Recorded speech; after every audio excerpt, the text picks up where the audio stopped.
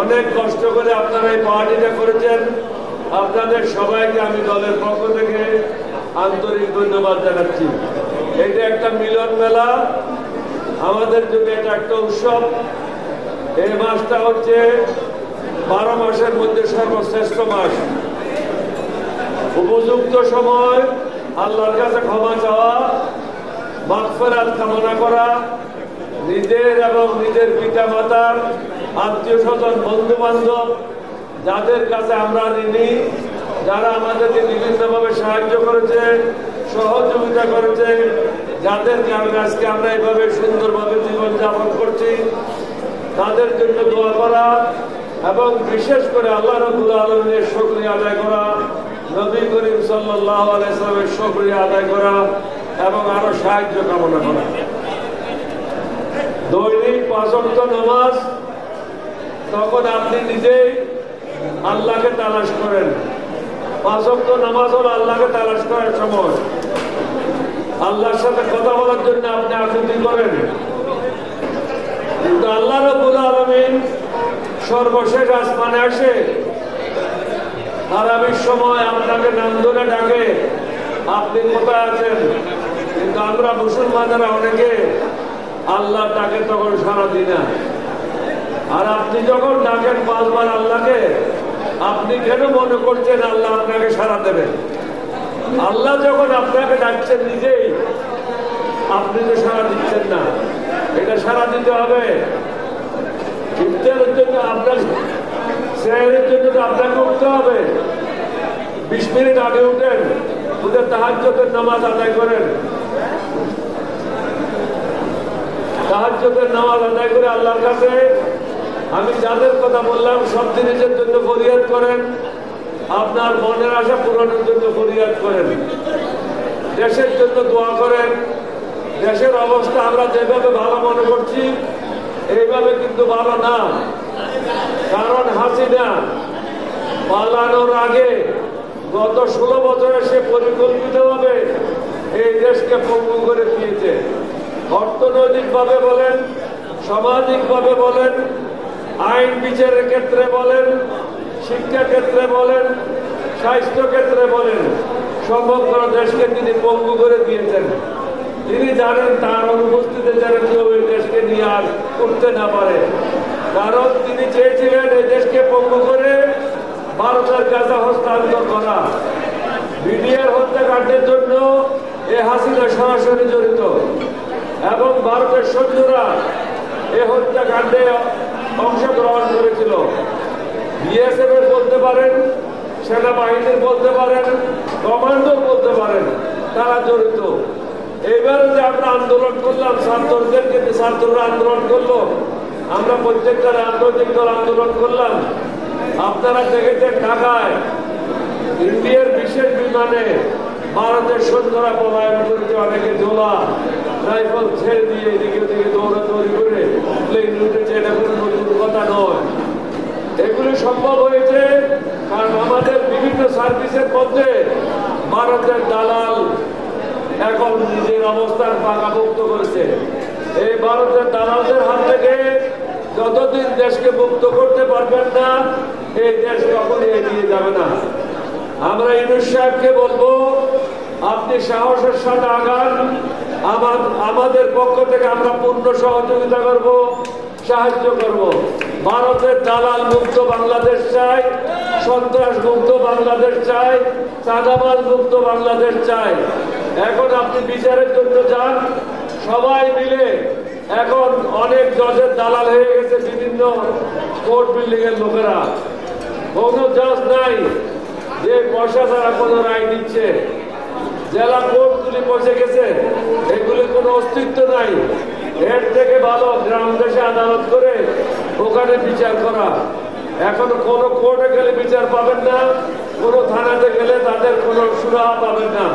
থানার লোকেরা নিষ্ক্রিয়, কারণ এদের মধ্যে অনেক ওসি, বেশিরভাগ ওসি তারা হাসিনার সেবক হিসেবে কাজ করেছিল, হাসিনার স্থাপক হিসেবে কাজ করেছিল। সুতরাং তাদের হাসিনার স্থাপকদের কাছ থেকে ভালো কিছু আশা করা যায় না। সবাই সময় জ্ঞাপন করছে, শুধু দেখছে দেশে কি হচ্ছে। তাহলে থানায় কোনো বিচার নাই, কোনো সুরাহা নাই, আসামিদেরকে ধরছে না, মামলার চার্জশিট হচ্ছে না 7 মাসে। আজকে যারা গণহত্যাকারী, কোনো গণহত্যাকারীর এখনো ফাঁসির আদেশ হয় নাই, বিচারের সম্মুখীন হয় নাই।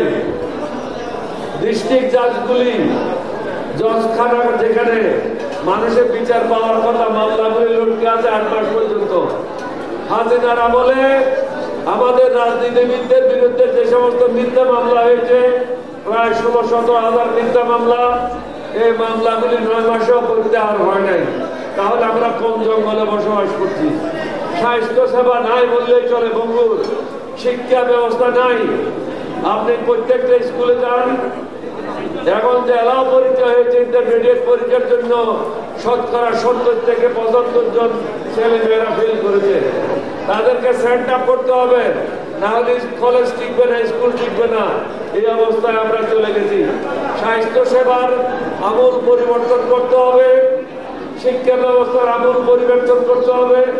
তাহলে আমাদের নতুন ছেলে মেয়েরা যারা পাশ করে বেরোচ্ছে, তাদের চাকরির সংস্থান হবে, তাহলে সংস্থান হবে না। আপনি রাস্তায় বেরোতে পারেন না, যেদিকে কার চলার কথা সেখানে রিক্সা চলছে, যেখানে রিক্সা চলার কথা সেখানে অন্য গাড়ি চলছে। সর্বভাবে থাকবে রিক্সা, অটো রিক্সা, তারপর থাকবে ট্রাক এবং কভার্ড ভ্যান, তারপর ওদের সাথে থাকবে বাস, সর্বশেষ ডান দিকে লেগে থাকবে কার অথবা জিপ। কিন্তু রাস্তায় কোনো ডিসিপ্লিন নাই, ট্রাফিক পুলিশ সঠিকভাবে কাজ করছে না, কারণ এদের মধ্যে অনেকে হাসিনার কাছ থেকে অনেক সুযোগ পেয়েছে, বর্তমানে সেই সুযোগ থেকে বঞ্চিত হচ্ছে। আমার কথা হচ্ছে ওয়ান ফর অল, একবারের জন্য যাদেরকে বের করার বের করে দেন, যাদেরকে রাখা তাদেরকে বলে দেন এখন থেকে আর কাউকেও বাইর করা হবে না। তাহলে মানুষের মধ্যে একটা স্বস্তি আসবে। ব্যবসায়ীদের সাথে আলাদা আলাদা বসেন, যে তোমাদের কাছে যে টাকা আছে টাকা বাইর করো, বাইর করে এটা মানুষের জন্য উৎপাদনমুখী কর্মকাণ্ডে লিপ্ত হও, তাহলে নতুন চাকরি হবে। এখন ব্যবসায়ীরা যারা ছিল, বড় বড় ব্যবসায়ীরা, এগুলি ছিল হাসিনার গোলাম। এই গোলামেরা অনেকে বলেছে, বাকি গোলামেরা দেশে আমাদের মতো রাজনৈতিক দলের নেতাদেরকে পয়সা দিয়ে ম্যানেজ করে দেশে তারা বহাল তবিয়তে আছে। রাজনীতিবিদেরা কোরবানি গরুর মতো বিক্রি হয়েছে ব্যবসায়ীদের কাছে। না হলে বড় বড় ব্যবসায়ীরা যারা দেশের ধন সম্পদ লুণ্ঠন করেছে, যারা জনগণের সম্পদ লুণ্ঠন করেছে, যারা অন্যায় করেছে, হাসিনাকে সাহায্য করেছে, ছাত্রদের হত্যা করার জন্য সাহায্য করেছে, এই ব্যবসায়ীগুলিদের বিরুদ্ধে এখনো কেন বিচার ব্যবস্থা শুরু হয় নাই?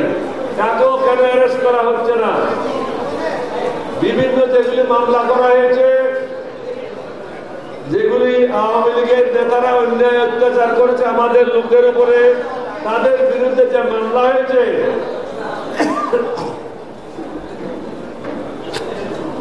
এখনো 7-8 মাসে তাদের কোনো চার্জশিট হয় নাই বাংলাদেশে। কারণটা কি? কারণ পুলিশ পয়সা নিচ্ছে, রাজনৈতিক নেতারা পয়সা নিচ্ছে, সবাই মিলে ধান্দা ব্যবসা শুরু করেছে। এই ধান্দার কারণে বিচার ব্যবস্থা ধ্বংসের পথে। এই অবস্থা থেকে আমাদের উত্তরণ করতে হবে। আমি অনুসারকে অনুরোধ করব, আপনি এগুলি সমাধান করেন, না হলে আপনার লোকদেরকে নিয়ে আপনি ইস্তফা দেন। কারণ আমরা এইভাবে বসে থাকতে পারি না। হয়তো আপনাকে ডেলিভারি দিতে হবে কাজের, নতুবা কাজ ছেড়ে দিতে হবে। যারা পারবে তারা দায়িত্ব নেবে, কিন্তু এইভাবে স্থবিরভাবে আমরা বসে থাকতে পারি না। দেশ এইভাবে ধ্বংসের দিকে যেতে পারে না। আমরা দেশ স্বাধীন করেছি, আমার কি বয়স ছিল? 4-5 বছর চাকরি। আমি একজন ক্যাপ্টেন, যদি পাকিস্তানের বিরুদ্ধে বিদ্রোহ করতে পারি, তাহলে আপনি কেন পারছেন না এদেরকে বিরুদ্ধে কাজ করতে? আমি তো কারো অনুমতি নিই নাই, আমি তো কারো অনুমতির জন্য অপেক্ষা করি নাই। আমি নিজেই বিদ্রোহ করেছি। প্রেসিডেন্ট জিয়াউর রহমানকে আপনাদের কাছে দেওয়ানহাট ব্রিজের কাছ থেকে তিনি চট্টগ্রাম বন্দরের জন্য যাচ্ছিলেন, জাহাজ থেকে গোলা বারুদ খালাস করার জন্য, তাকেও ফিরিয়ে নিয়ে আসলাম। পাকিস্তানে সবাইকে অ্যারেস্ট করলাম এবং জিয়াউর রহমানকে পরামর্শ দিলাম যে বাংলাদেশের স্বাধীনতা ঘোষণা করেন। পরের দিন উনাকে রেডিও স্টেশনে নিয়ে গেলাম, একসাথে বসে উনি বাংলাদেশের স্বাধীনতা ঘোষণা করলেন। আমরা যদি একজন ক্যাপ্টেন হিসাবে এতগুলো কাজ করতে পারি, তাহলে আপনারা কেন করতে পারছেন না দেশটা পরিচালনা করতে? এরপর দেশের বড় ব্যর্থতা আর কিছু নাই। আমাদের দুর্ভাগ্য, আমরা আপনাদেরকে স্বাধীনতা এনে দিয়েছি। নব্য সমাজের জন্য বলবো, তরুণদের জন্য বলবো, স্বাধীনতা আমরা এনে দিয়েছি, এটা রক্ষা করো। আমরা বেঁচে থাকতে প্রয়োজন আমাদের সাথে পরামর্শ করো। অভিজ্ঞতা ব্যতীত কারো পক্ষে এই দেশ চালানো সম্ভব না। চমক দেখানো সম্ভব, কিন্তু চমকে কাজ হবে না। এখানে বাস্তবে কাজ করতে হবে। ভারতে চিকিৎসার জন্য যাওয়া বন্ধ, সুতরাং পার্মানেন্টলি এটা সিল বাইরে দেন না কেন? ভারত যখন ভিসা দিচ্ছে না কেন, তখন আমাদের ভিসার উপরে কেন লিখে দেন না এক্সেপ্ট ইন্ডিয়া, যে ইন্ডিয়া কেউ যাইতে পারবে না, এই সিলটা মারে দেন। মারে দিয়ে চাইনার সাথে কথা বলে বাংলাদেশে 2-3টা বড় বড় হসপিটাল করেন এবং ইতিমধ্যে সস্তা দামে চাইনায় চিকিৎসার ব্যবস্থা করেন। কেন ভারতের মুখে ব্যক্তি হব? ভারত তো পেঁয়াজ দেয় নাই, চাউল দেয় নাই। বাংলাদেশের লোক কি না খাই আছে? পেঁয়াজও আছে, চাউলও আছে। আমরা তাদের গোলামি করার কিছু নাই। তাওয়াক্কালতু আলাল্লাহ, আল্লাহর উপর ভরসা করেন। মদদগার হলো একমাত্র আল্লাহ। আল্লাহর উপর বেঈমানদের, মুনাফিকদের এবং বেনামাজিদের ভরসা নাই। যারা নামাজি, যারা ইমানদার, তারা আল্লাহর উপর ভরসা করে, আল্লাহ তাদেরকে সাহায্য করে। আমি অনুরোধ করব, আপনারা সবাই মিলে দেশের জন্য দোয়া করেন এবং সরকারকে বলবো ইমানে বলিয়ান হয়ে এগিয়ে যান। আমরা আপনাদের সর্বতভাবে সাহায্য করার জন্য চেষ্টা করব এবং সবসময় করব। সবশেষে বলবো, আমাদের উত্তর দক্ষিণ মহানগর আছে, আপনারা আপনাদের কমিটি নিয়ে আরো কাজ করতে হবে। এইভাবে বসে থাকলে হবে না। রাজনীতি স্থিতিশীল না, রাজনীতি হলো গতিশীল। সুতরাং রাজনীতিকে সমৃদ্ধ করার জন্য, সদস্য পদ বৃদ্ধি করার জন্য আপনাদেরকে প্রতিনিয়ত কাজ করে দলকে শক্তিশালী করতে হবে। আপনাদের সবাই